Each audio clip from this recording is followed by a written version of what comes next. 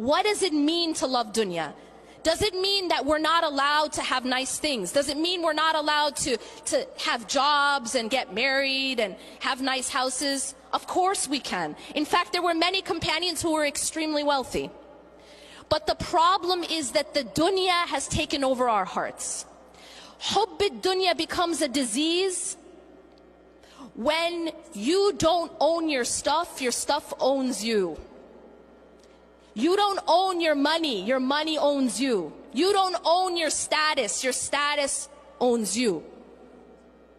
You don't own your power owns you.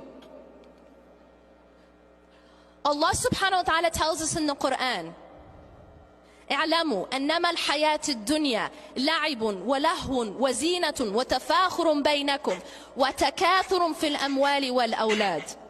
Know that the life of this world is play, amusement. You know what's very interesting about this ayah?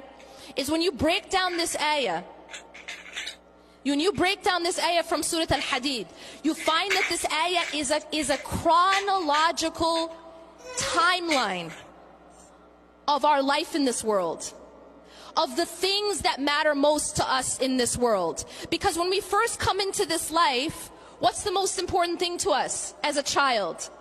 It's play. If you want to get a present for a little child and you drop $1,000 on a Armani suit, they're really not going to care. But if you spend 50 cents on a rattle, they'll be happy.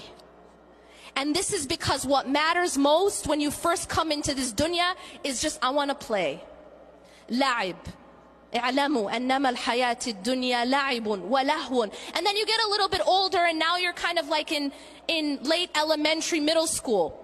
And now the most important thing to you, anyone who has people in that age, any children in that age group, what's their favorite thing to say? I'm bored.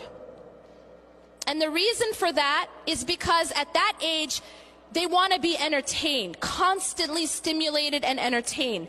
And that's because at that point, the most important thing to them is entertainment, amusement. This is called lahu in the Quran. And Allah says, after la'ib, He says lahu. La'ibun wa lahun wa zina. Then you get a little bit older. And what is hubb dunya about when you're in high school?